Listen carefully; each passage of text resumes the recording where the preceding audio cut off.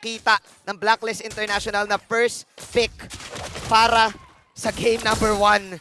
At nakakatakot din kasi ito yung black box na tinatawag natin for this squad.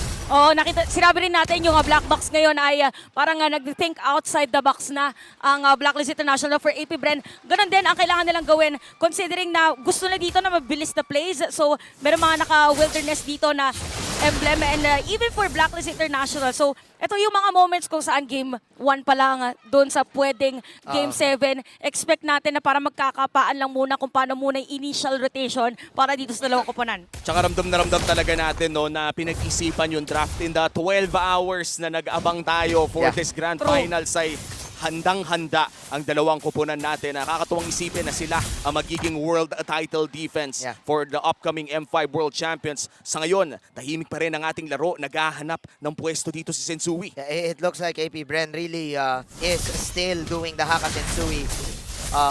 And I think Blacklist has prepared for this. Na nakita natin yung isang sweep na on that series nung sa side ng AP Bren, and AP Bren is confident. Bakit? Nung dumating tayo ng late game, nadaan din ng AP Bren sa Micruhan at isa sa mga players na I should say naabangan sa Micruhan ay si Super Marco. Oh, si Super Marco talaga yun, no? Parang isa sa mga players na alam nating tahimik lang kung mag-celebrate nga ay woo! Ganun lang. Oh, para lahat na nagulat. Parang yun din pwede niya maging comms na woo, pwede na mag-go dito. And may kita natin for this one. Mauna na pumwesto. By the way, pagdating sa turtle. And that is turtle secured for the side of Kyle Kizzy and AP Bren. Pinakaunang pagong mapupunta sa mga Bs. Sobrang saya ng AB Bren dito. Ito yung tempo na gusto talaga nila laro. Take that objective control and then we reset. And let's acknowledge everything na meron sa mapa. Wow in S12 playoffs pala yung first game ay usually panalo sa 6 out of 7 times. Parang napaka-importante pala ng game 1. Oh, tsaka parang nakaka-pressure din siya kung malalaman din ng mga coaching staff kayo na kailangan natin papanalo talaga yung yung game number 1 para nasa atin yung continuous na momentum. Personally, para sa akin ang best of 7 game 1, ano yan titimplahin mo muna. Parang kape yan i-testing mo muna kung ilang kung sugar. matamis, yan. Kung matamis. Tapos game 2 yung momentum. But then again, stats-wise, laking bagay din talaga ng ng unang sintak. Yung pakiramdam kasi na nakaisa ka na, bakit hindi ka pa makakapangalawa? Oheb, mga lati ang kanyang buhay with that torn apart memory. Talagang kailangan ng bantayan si Super Marco dito kasi pasakit na ng pasakit ang mga bomba ni Tiggy. Okay. Sensui ngayon ay mukhang hahanapin lamang si Few. Kailangan talaga merong sumalo doon sa mga itlog yung mga pabomba kasi mabibilitan na umuwi ng lane si Super Marco if ever. Yeah. So interesting enough, 3 minutes na tayo para sa game natin. Halos pantay pagdating dito sa laning pero napakalaking factor nung almost 300 na lead para dito kay Oheb. Kasi yung kit or yung initial mo na item para sa marksman magkaiba. Okay, mukhang magkakaroon ng pokes dito sa may bandang bottom side na mukhang sasama si Oheb. And nothing's gonna happen. It's a good thing na mataas ang range ng isang Brody. So kahit paano, pwede siyang mag-first kill kahit na may mga bomba na lumalabas. Napaka-careful ng ating mga teams, no, na nakikita natin na talagang iniisip nila ang bawat shot call. Big and bait coming in from AP Bren. Baka paglabanan pa nila to pero hindi ata nila itutuloy. Stealan lang ang nangyari.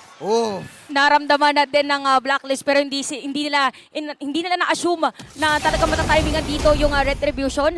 By the way, may kita natin Super Marco now has the Blade of Heptasis. Wow. So again, wala pa rin. Nagkakaroon ng first blood para sa game na to. It's really more about the objectives.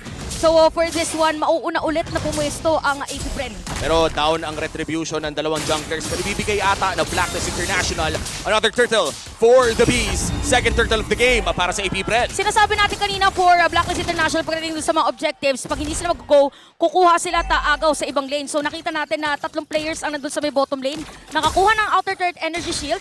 Dito si Oheb, kaya naman 2.9k na ang kanyang gold. So yung mga 300 parang hindi siya ganun kalaki, pero pag marksman talaga malaking factor siya. Yung 320 na yon, crit chance na. Yes. Minsan yung 8% na kumagat, yung pa yung magpapapanalo sa'yo. I think ito yung mini-mention natin kasi na yung Blacklist, even though the teams sa kalaban nila ay nakakuha ng mga turtle, compose sila.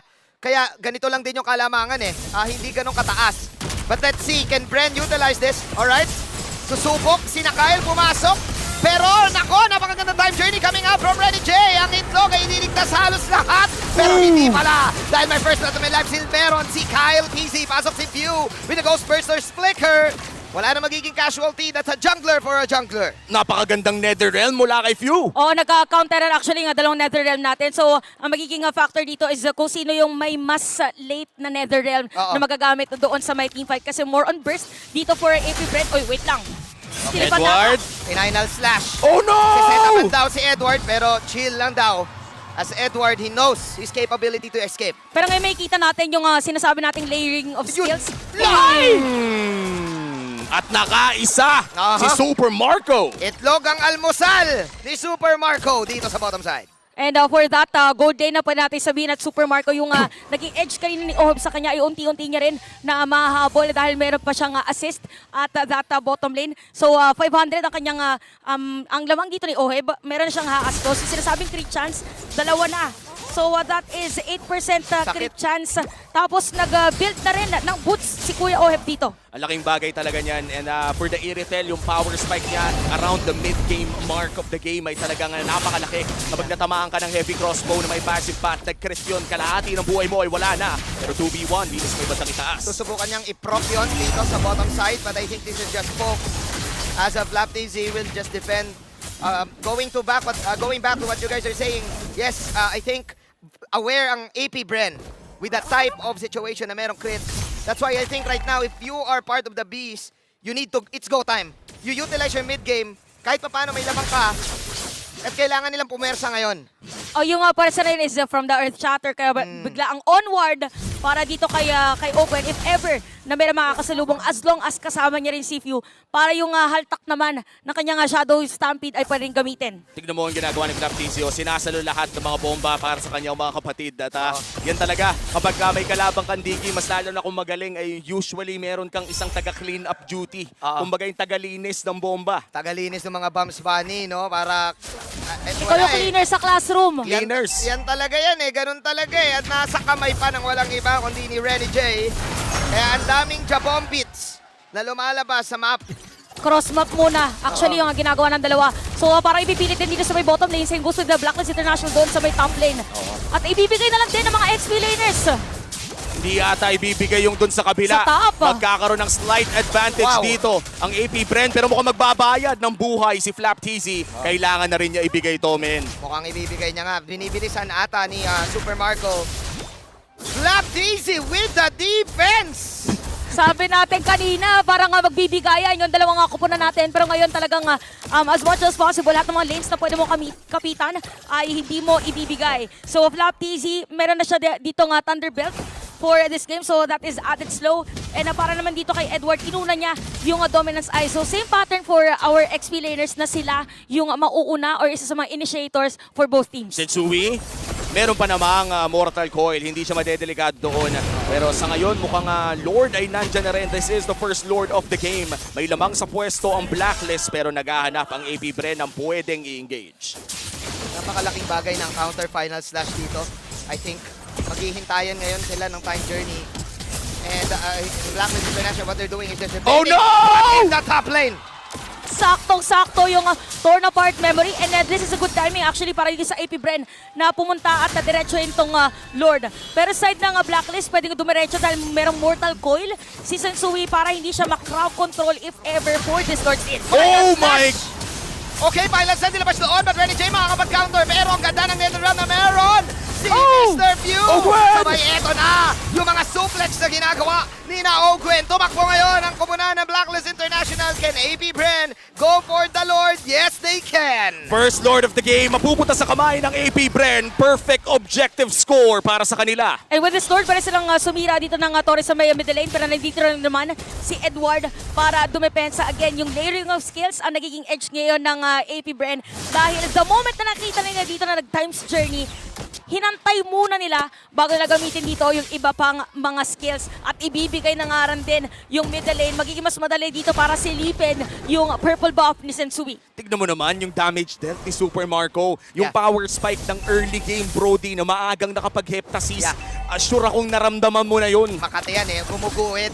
Partida pa, nabantayan siya sa bottom lane. At napakahirap na feat yun. Dahil din yun sa kanyang mga kampe, I would really like to commend FlapTZ in this game, acting as secondary tank for his team. Oh, kalmado lang talaga din na si FlapTZ, parang walang unnecessary na mga initiations. So may kita rin natin dito na nag-Demon Hunter Sword. Actually si Super Marco at yung malangit nga na Blade of Heptasis. So expect that si Super Marco every time na magkakaroon ng stock ay dediretso with a torn apart memory. Tsaka parang dagdag sakit pala no kapag natamaan ka nung armor pen ng isang Kyle TZ Dirot tapos natamaan ka pa ng torn apart memory. Para kang nagtanggal ng lahat ng armor mo. Noot sa sarap ang torn apart memory. Yeah, last pick itong Dairot no? Last pick. So, nagme-make sense. Kahit na yung Terizla ay makunachi. Masasaktan. Oh, kita natin na even for Edward nga, usually di ba nakikita natin siya pagka Terizla papasok anytime. Pero dahil aware din siya dito sa threat ng AP Bren, wag na lang muna, kaya na rin lumobo at 5.6k gold lead dito ang lamang ng AP Bren. So, same muna na strategy na sinasabi natin pagdating dito sa MPL Philippines, tiis, pogi, hanggang makahabol dun sa farm. Very safe nga ang naging laruan ng Blacklist International mula early game pa lang. Pero isang retry lang kasi in a late game lord. Isang magandang steal, isang magandang team fight ang kailangan na lang talagang gawin dito ng Blacklist. As you said, Chantel, ay tiis pogi. Antayin natin yung chance nating makasteal ng objective o magkamali ang AP Bren. Ang tanong na lang ay, magkakamali ba ang AP Bren? Ang napakahirap sagutin kasi it's really up to the composure of AP Bren. Meron bang tilt factor, meron bang asim factor?